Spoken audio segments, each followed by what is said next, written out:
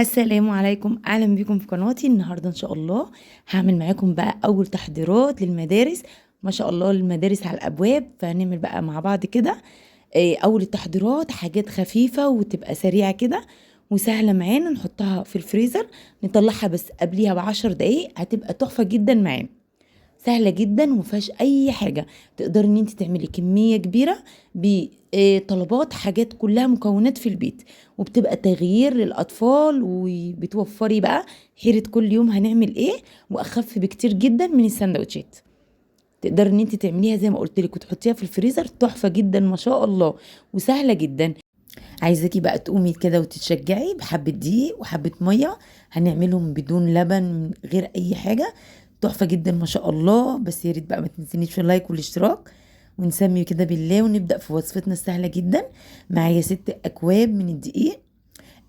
عادي خالص، مش لازم دقيق أكياس، يعني دقيق سايب عادي من العطار، هيبقى تحفة معاكي ما شاء الله. هنحط بقى عليهم كيس خميرة بما يعادل معلقة كبيرة من الخميرة الفورية، وهنحط كمان 3 معالق كبار من السكر، مع معلقة صغيرة من الملح. وهنقلب بقى كل المواد الجافة دي مع بعض، وهنبدأ نحط السوائل بتاعتنا. هما حاجتين، الزيت والمية، مش هستخدم فيها لبن خالص ولا لبن بودر ولا أي حاجة. معايا هنا هحط فيها ربع كوباية من الزيت. الزيت يفضل طبعا زيت الزيتون، بيبقى خطير جدا فيها. بس بقى لو مفيش زيت زيتون عادي تستخدمي زيت اللي هو العادي، هتبقى برضو تحفة معاكي. المية بتاعتي مش هحطها كلها مرة واحدة، علشان بيفرق في نوعية الدقيق. استخدمت كوباية، وبعد كده بنزل تدريجيا حسب نوعية الدقيق. 6 أكواب دقيق خدوا معايا بالظبط كوبايتين إلا ربع من المية، هيتعجنوا وهتبقى تحفة جدا معاكي. طبعا العجينة كل ما بتعجنيها كده وبتديها حقها، بتيجي تفرديها وبتبقى ملمسها تحفة معاكي. هنلم العجينة بتاعتنا كويس جدا، وما زوديش المية غير لما تيجي تعجنيها كويس، بتفرق جدا من دقيق لدقيق. شايفين ما شاء الله. جيتي بقى لقيتي ان هي مش راضية تنعم معاكي او متعبة شوية في العجن، بتسيبيها تريح 5 دقايق مش اكتر من كده، وترجعي تاني تعجنيها، بتبقى تحفة جدا وتبقى سهل عليكي جدا في العجن. بنكورها كده بعد ما عجناها كويس جدا، ونروح بقى حاطين رشة زيت في قلب الطبق، ونروح حاطينها ونحط رشة برضو زيت من فوق، علشان ما تلزقش معانا لا في الطبق ولا في الكيس. هنغطيها بقى بكيس كده ونروح غطينا بالفوطة. مش هتاخد نص ساعة معاكي عشان الجو حر. هنبدأ بقى نعمل الصلصة المميزة جدا بتاعت البيتزا. معايا نص كيلو من الطماطم، مع بصلاية وسط، مع فصين من التوم، مع نص كوباية من المية، وتحطيها على النار 10 دقايق، وبعد كده تفرميهم في الخلاط. وبعد كده بحطهم بقى في الطاسة تاني، واحط عليهم فلفل اسود وملح وزعتر. الزعتر بيفرق جدا جدا جدا في الصلصة بتاعت البيتزا. ما بنحطش لا زيت ولا سمنة ولا اي حاجة. ونردها تاني على النار 10 دقايق، وتقفلي عليها، هتبقى جاهزة، وهتبقى بجد تفرق صلصة مميزة جدا جدا للبيتزا. العجينة ما شاء الله خمرت وبقت تحفة معاكي. بنديها بقى بالبوكس كده، ونحط حبة دقيق على الرخامة، ونبدأ ان احنا نشكلها. هنقسمها 3 كرات عشان تبقى سهلة وما تتعبكيش في الفرد. هنكورها بس كده كور كبيرة.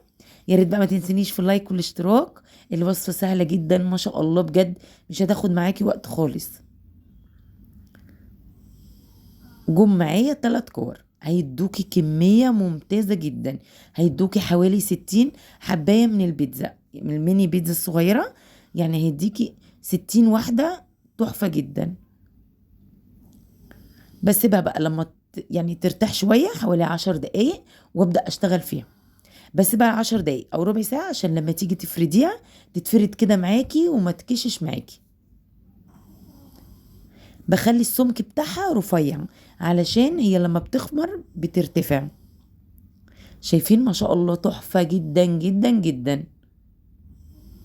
زي ما قلت لكم تقدري تعملي الميني بيتزا ده، وتحطيه بقى كده في اكياس، وتروحي حاطاه في قلب الفريزر يعني قبليها بقى ب10 دقايق قبل الاستخدام هتطلعيها هتلاقيها معاكي ممتازة جدا. بنفردها زي ما قلت لكم بسمك تكون رفيعة ما تكونش تخينة، علشان لما بتخمر بيتضاعف حجمها. بصوا بجيب بقى غطا للتشكيل، غطا مثلا برطمان عندك المقاس اللي انت عايزاه بتعملي بيه. يفضل ان هو يبقى الحجم الصغير، يعني هو الميني بيتزا ده الحجم الصغير بيبقى ممتاز جدا. ليه؟ عشان بيبقى على قد الطفل، يعني على قد الوجبة بتاعته. بس بتلفيها قوي علشان تفصل معاكي بسرعة. شايفين ما شاء الله العجينة لينة وجميلة جدا.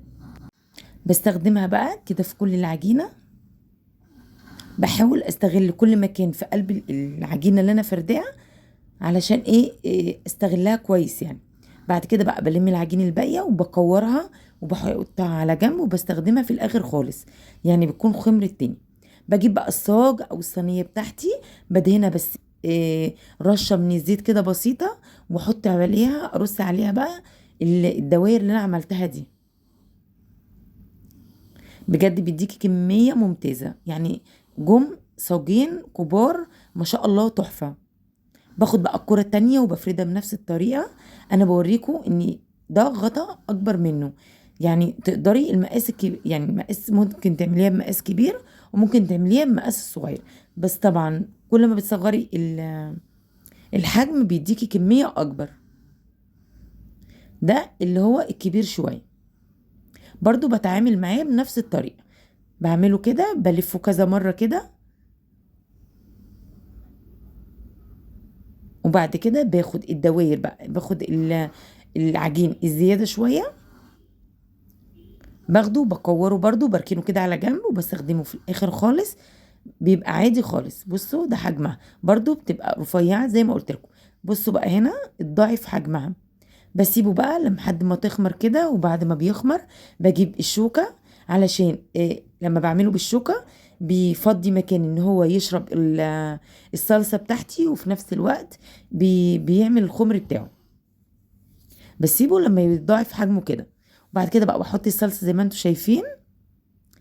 لقيت اسرع ان انا احط يعني ارص الصلصة كلها وبعد كده افردها برضو كلها. بصراحة بيبقى اسرع بكتير من ان انا احط الصلصة في واحدة واحدة وافردها. بصراحة يعني العملية دي بقى ممتازة جدا يعني تستمتعي بقى وانت قاعدة كده بتشكليها. تحفة جدا. ولو عندك بقى بنوتة كمان كبيرة تقدري ان انت تسيبيها لها كده وهي تشكلها، بتبقى يعني بجد تحفة جدا. هتحطي بقى الخضار، كل الخضار اللي انت عايزاه.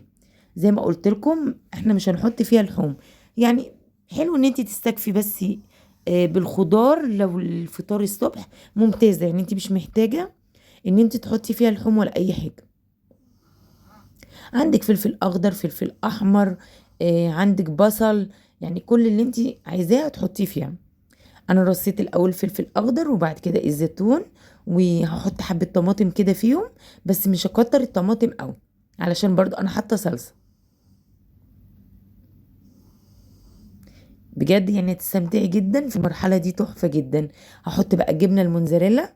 يفضل بقى ان الجبنة الموتزاريلا ما تبقاش متلجة، يعني تبقي مطلعاها قبليها كده بشوية وتيجي ترصيها فيها، هتبقى حلوة قوي فيها. هتديكي مطة، وده سر المطة برضو فيها، ان انتي ما تحطهاش مجمدة، يعني تحطيها اللي هي تبقى يعني سايبة شوية. اهم حاجة بقى نيجي للتسوية. الصاج ده انا عملته بالتشكيلة دي، وعملت صاج تاني بس الصاج التاني حطيت فيه بصل. بصوا شكلها ما شاء الله تحفة جدا جدا جدا. هنحطه بقى في قلب الفرن. الفرن هيكون سخن، هنحطه في الرف الملامس للنار للصاج، وبمجرد ما يحمر من تحت هنشغل عليه، هطلعه في الشبكة في النص واشغل عليه الشواية. ما شغلش عليه الشواية بعد ما يتحمر من تحت، علشان هتلاقيه يعني احمر معاكي جدا من تحت. لا، بمجرد ما يحمر من تحت برفع الصاج في الرف اللي في النص، ونشغل عليه الشواية يتحمر حاجة بسيطة جدا علشان الجبنة تبقى سايحة معاكي وجميلة، وهتطلعيها بالجمال ده تحفة جدا جدا جدا. زي ما قلتلك تقدري ان انت تخزنيها، تقدري ان انت تعملي كمية كبيرة. 6 اكواب من دي اداني كمية والله ممتازة جدا، يعني ضعف اللي انا رصيتهم دول. بس انا مرضتش ايه يعني ارص اكتر من كده. تحفة جدا، اتمنى بجد ان انتوا تجربوها وتقولوا لي بقى في التعليقات ايه رأيكم فيها. وما تنسونيش في اللايك والاشتراك. بصوا طرية وتحفة. المطة دي بيبقى سببها اني ما بنحمرش الوش بتاعها قوي تحت الشوايه. ومع السلامة.